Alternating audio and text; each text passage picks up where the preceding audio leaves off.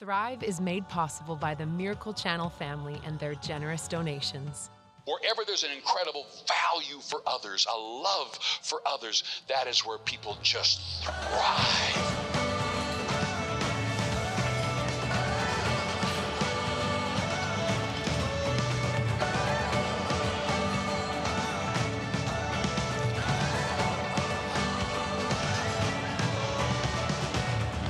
Well, good morning. Happy Friday. Thank you for joining us. I want to encourage everybody to jump onto YouTube to connect with us in the comments. Today's a pretty cool episode. We've got an expert in apologetics. We're going to wrestle with a bunch of things that we as believers need to know. You know, if you're a regular with this show, we always talk about truth. We always talk about the Word of God being our North Star, our compass, our direction.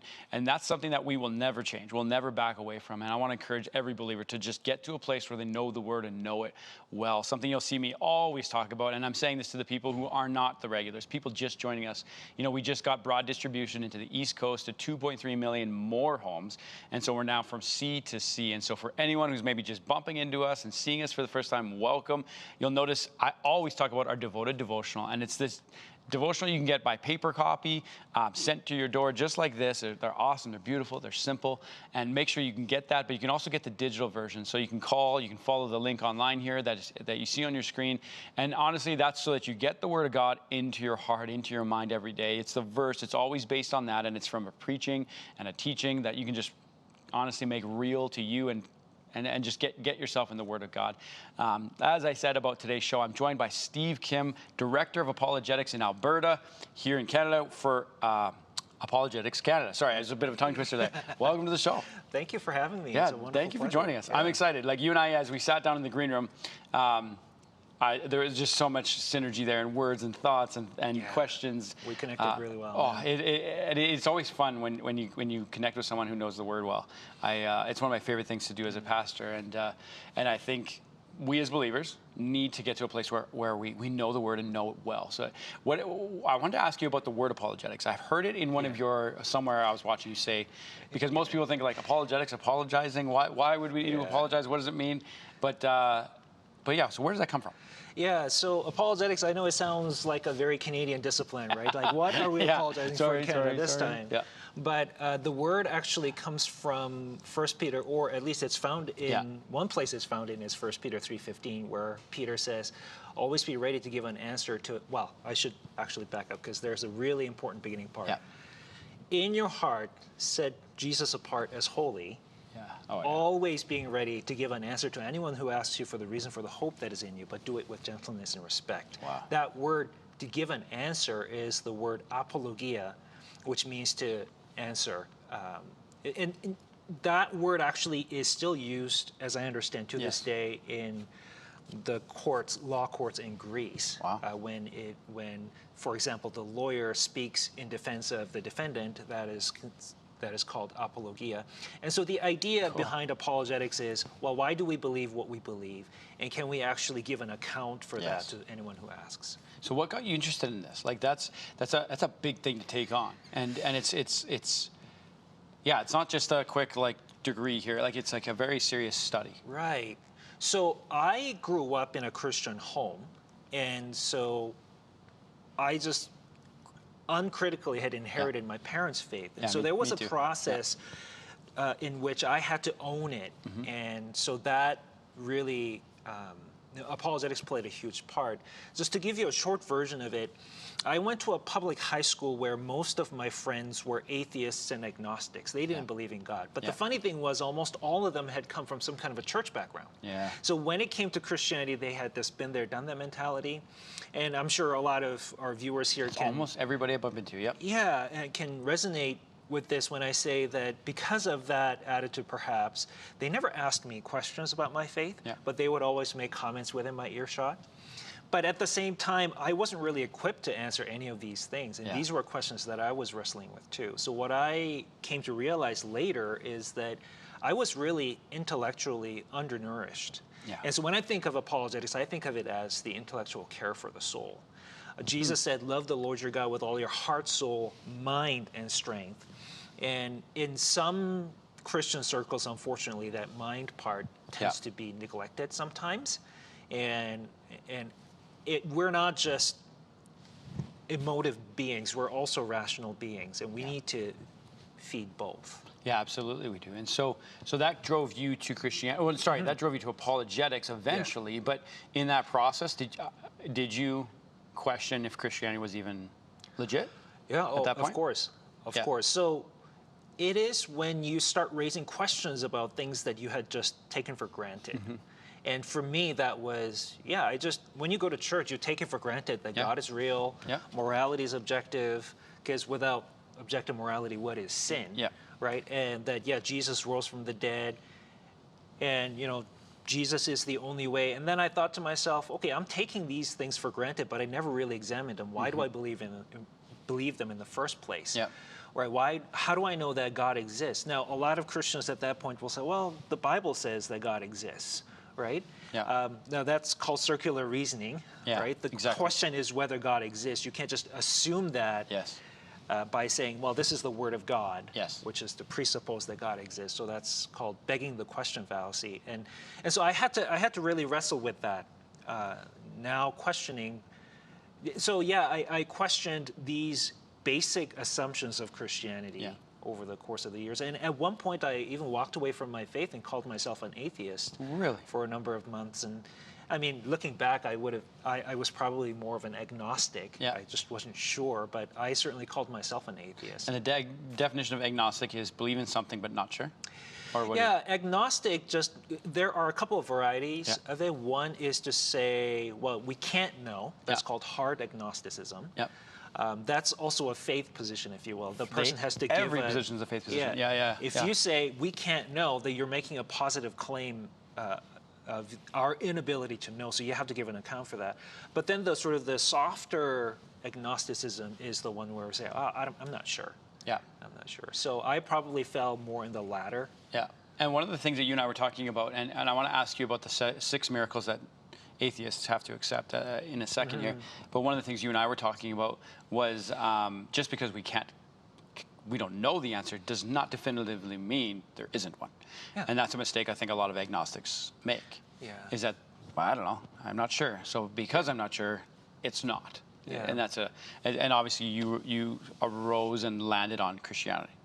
And really after really studying, I thought all these questions and objections that I had, it was new. But then as I started studying them, what I realized was Christians have been wrestling with this for millennia before I came along. How arrogant was I to assume that, okay, I've stumbled upon something that nobody has ever encountered before. But that's exactly it. Same, I had a similar journey when I was like 15, 16 years old, where I started to realize, like, how in the world do I think that this is, just because my mom and dad, how is this the only way? And all the other religions are wrong. And I didn't know how to answer for that. And so it kind of rose up in my spirit being like, okay, I'm going to go and dig and see. And I began to read the Quran and wrestle through a bunch of things. And I would say, I actually would be very cautious for people to go down that road unless you're very, very willing to go the full length of it, to study, to look, to do the work. Because everything, it's so important to get things in context and to know the meaning of these words and what they mean and how they mean that. And we as believers have to know that. Now, I was going to ask you about the 6 miracles that non-believers have to. And the reason I was going to ask you that is because when I do bump into an agnostic or an atheist, I always come down to this, going like, come on. Even just the sheer luck that everything came from nothing. That we're breathing in this air that's so perfect for our lungs, and if it's slightly altered 1% of higher oxygen percentage, that is toxic to our lungs, and we could be, and et cetera, et cetera, et cetera. And you could go to pick any detail you want, all the way down to the bacteria in our guts, and then you add relationship and love and children and so on. It's just the complexity is just so off the charts that I'm like, really, from nothing? Come on, tell me how. And I think this is an important topic in the sense that this is really where we need to think about our posture too. This is not a criticism against you necessarily, because I know you tend to be a very kind of, okay, let's confront you, let's talk about this, let's have it out, and different people have different temperaments. Me coming from the East, it's a little bit different. What I like to do really is, it's the same thing really that you're doing, but I just approach it the long way around, which is to say, well, there is something the that wiser you way, I would say. I don't know about that. I sometimes come off as a little too soft for some people because I beat around the bush a lot because of my Asian upbringing, perhaps. No, but it's refreshing, though, to be honest. Yeah. But so what I want to do is establish a common ground of some sort. So love, take love for example, right?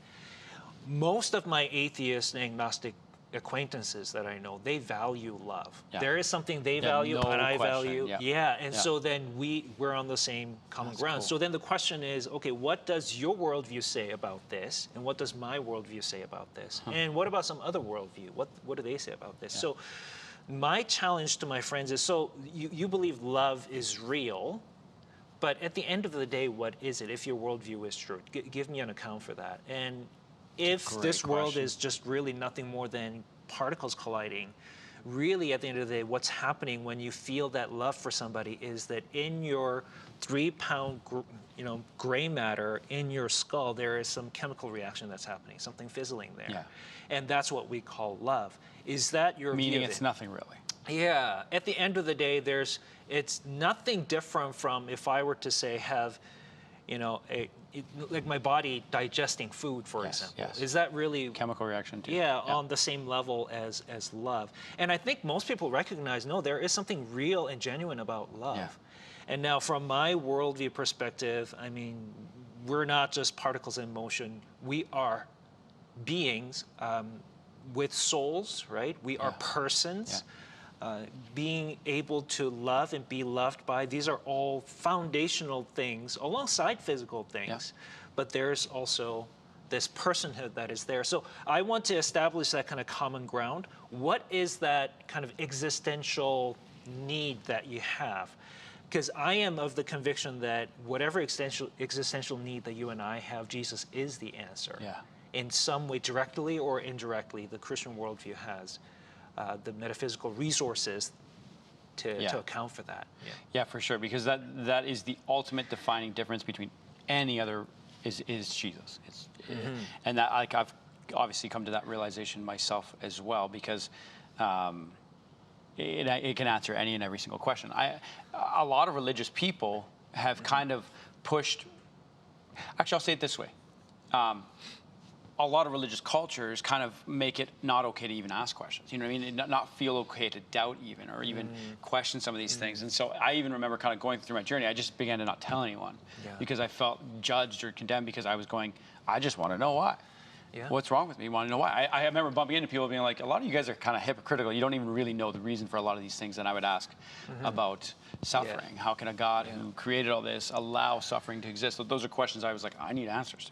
Like, I need to figure out these answers to. And I began to go down these roads.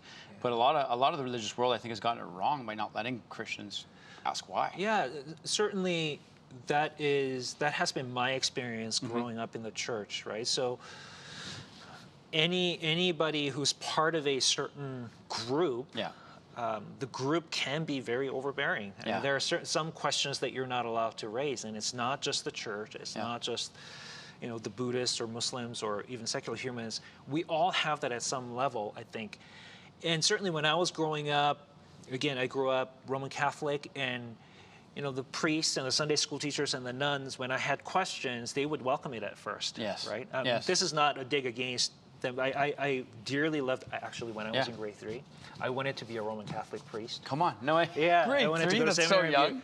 And then when I was in my teens, I thought to myself, you know what, I like girls way too much. Like I want to get married someday. And so I got off that train real quick. But so they would welcome the questions, right? And I would ask them questions. And a teenage kid, you have questions that are a little bit more pointed, and you ask it with an attitude. And as the questions got harder and harder, at some point they would say, well, you just need to have more faith. And this is the one phrase I tell all Christians, please do not say it. Because from the perspective of somebody who's receiving that comment, this is what I'm thinking, right? You're saying that because you don't have the answer. But you're gaslighting me as if it's my problem. Your fault. Yeah. So don't do that. So instead, what I would recommend, especially if you're our parents watching this, with your kids when they start raising questions that are really difficult for you to answer, and something that through no fault of your own, something just you never thought about, instead of saying you need to have more faith, just say, that's a great question. Can we look into it together? I don't know is okay. I don't know. Yeah, and it's okay. I mean, you were very gracious to introduce me as an expert. I think of myself as just a really normal guy who just has an interest in these things. That's very humble, but yes. Yeah, I'm just a super normal guy. You know, one of my guilty pleasures is eating instant ramen noodles late at night, watching YouTube videos. Yeah, on North Korea. Like, what is Kim Jong-un up to this time? Like, I'm just a normal guy. You and I are very similar. I do exactly. I'll fall asleep to YouTube on my chest with random things about, sometimes faith, sometimes this, sometimes communism. You never know. I don't know. I just go down that road. But I hope that's encouraging for people who are watching. You don't have to be some kind of an expert to do apologetics. Yeah. Right? You can be just yourself. You just take an interest in these things and you look into these things. And maybe if you're parents and you have kids who are very inquisitive, maybe you can look into that together. Yeah. So that, because this is what happens when you say you just need to have more faith. Now you are antagonizing your children, right? Yeah. Or your friends or your coworker. But if you say, well, I don't know, can we look into it together? Yeah. Now you're on the same side, tackling a common problem. Yeah. So that is... You're very right, because you can really set them up to fail in the future, which I feel like has happened to a lot of my generation, was that, where it was like, you don't have enough faith, but no one could give you the answers. Like, I definitively remember a moment when I was in grade 7, and I was just starting to get interested in the Word. Now, I'm in a Christian school at this time, and we had this, like, Christian retreat at this camp in Manitoba, and they had a pastor who was one of our counselors in the room. There's about 8 or 10 of us in the room, all in bunks, and he had question time. And so my question came, and I went, what's the Trinity? The word Trinity is not in the Bible. Yeah. Why? And he was like, I don't want to answer this. And he just blew me off. And I just remember being so like, not only are you a pastor, but you didn't even, like, I would have been okay with you saying, I don't know, let's find out where the origin comes from. I would have been like, okay, let's go on that journey together. And I just remember feeling like, it almost sounded like he said, shut up to me, like, shut up. Like, that's how it felt. And I just remember being like, oh my gosh, if he doesn't know, then does he even know why he's teaching what he's teaching? And then everything he said out of his mouth after that, I was just like, I don't know if I believe anything. I think that's very instructive for us, because most of us, when we grow up with whatever worldview that we're raised in, that is built into you. The foundation of it is faith, right? Really, you believe that because your parents raised you in it. And so trust is, and that's a perfectly normal thing. And I think it's a good thing. You should trust your parents. But that also means that when you blow off your children or your, coworker or whatever it is, or somebody in your congregation as a pastor, heaven forbid you should blow somebody off like that, then what that means is you're doing damage to the very thing that's tethering that person to the faith. Wait. Yeah. Whoa. Because it's by trust that you are hanging on to this, right? Yeah, that's a good way to look at it. So, I mean, if you just say you need to have more faith, you're chipping away at the foundation. And of course, I say that with the recognition that really, it is the Spirit who draws you, right? And this is a process. Wow. And I think doubt is actually a really good thing. Christians should have, I might even say that doubt is a Christian virtue. Yeah. It just depends on whether this doubt is a journey or a destination. Yes. Because some people just can't be convinced. Yes. Because doubt for them is a destination. They doubt for the sake of doubting. Well, there's a question that's in the apologetic worlds that I've bumped into that they say to ask depending on who you're debating. And it was, I might get this slightly wrong, but essentially it was, if I had the right answers to convince you, would you be convinced? And if they definitively go, no, stop talking. So again, this is not pursuing truth. I'm glad you brought that up, because again, this is very instructive, because this is what we hear sometimes in the apologetics world. I see people, especially Christians, with two extreme and opposite errors. And one is to say apologetics, we're living in a postmodern world, like who needs that? Apologetics doesn't work. I mean, I can tell you that is not true, because we hear so many people reaching out to us saying, your ministry or so-and-so's ministry, apologetics ministry, really helped me, revive my faith. Thank you. But on the other hand, you have some Christians who think if I just have this argument worded in this way, that person will come to believe. That's not true either. And the reason that's not true is that we're not purely rational beings. Yes. We're emotional beings, rational beings, emotional beings, and volitional beings. We have will. And so sometimes doubt, there can be different kinds of doubt, right? There's intellectual doubt, but there can be also emotional doubt. Maybe you had some kind of a really hurtful experience. Maybe there's some kind of trauma that you are working through. But then there's also this volitional thing.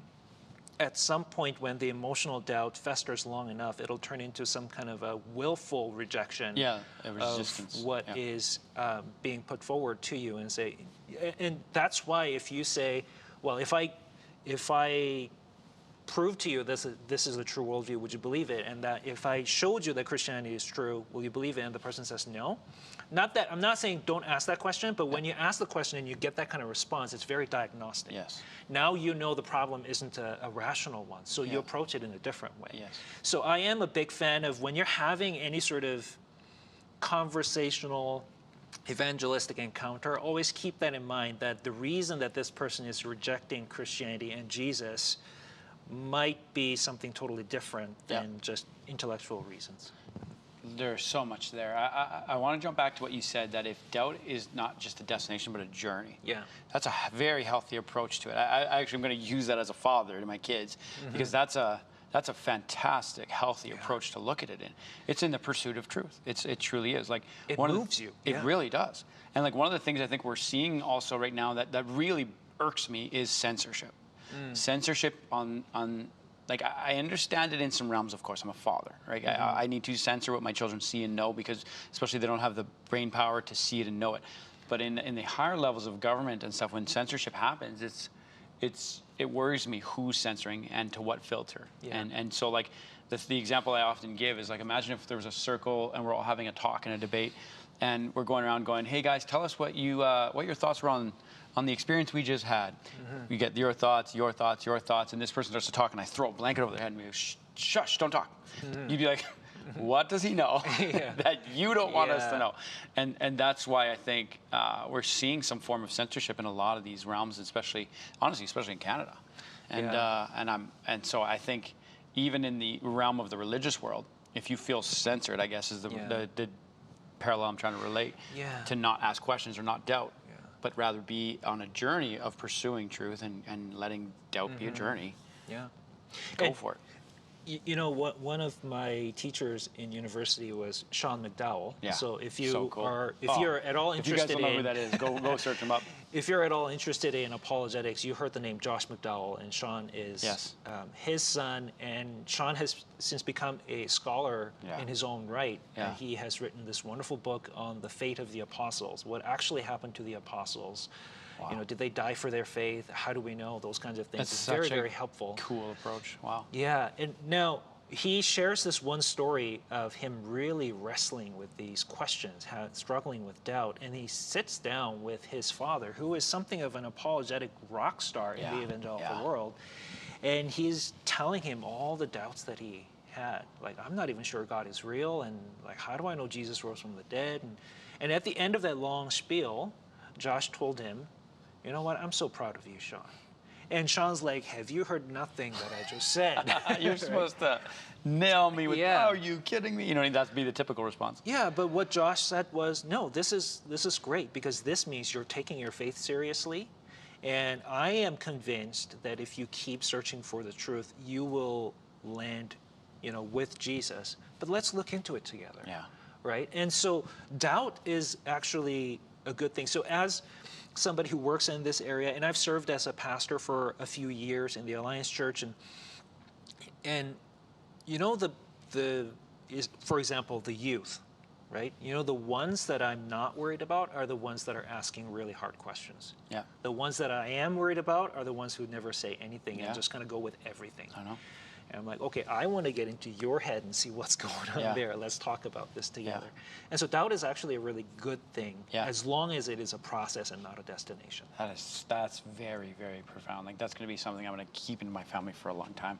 Because one of the things that I saw all through the all through growing up was I saw those two crowds where I remember seeing some of the, I was a part of one of them, and then I eventually came from like the rougher crowd, and then eventually went into the like, all right, I see this is changing me. I see what this is all about. And I remember reading about Jesus and being like, I like this guy. He's not the guy I thought he was. Like a guy in sandals and a robe who was a wimp. Like, you know what I mean? That's what I portrayed him as growing up. Yeah. And then you start to see how tough and confrontational he was, and how he'd speak for truth. And like, even when he's talking to the religious scholars and the way he confront them, just, I am. What I am? What do you mean I am? Like it just so like you guys just got chills because I'm just like, it's just so awesome. Like it just gets me fired up. In the Gospel of Mark, when he is standing before the high priest, and the high priest has all kinds of authority over him. Yes. In worldly human standards. Yeah. Yeah, worldly standards, and he's asking point blank, "Are you the Son of the Blessed One? Are you the Christ, the Son of the Blessed One?" And he had the guts to say, I am. And then he quotes Daniel chapter 7, right? Yeah. And the Son of Man coming in the clouds of heaven.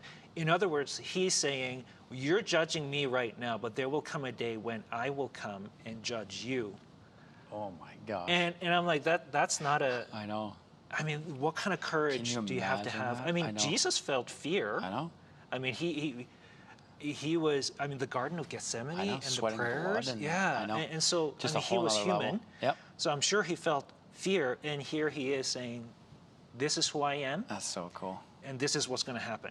Steve, I want to thank you for joining us today. We're completely out of time, and to talk to someone like you, we could go over hours. And I want to thank you for joining us. Such a privilege. Is there anywhere we can find anything? We only got 15 seconds to find your stuff. Yeah, just come to apologeticscanada.com, and you'll find all of our stuff there. And I'd love to have you again. Yeah, no, please do. Awesome. I love this conversation. We will have you again. Thank you for joining us, guys. We'll see you same time Monday. God bless you guys. Have an amazing weekend.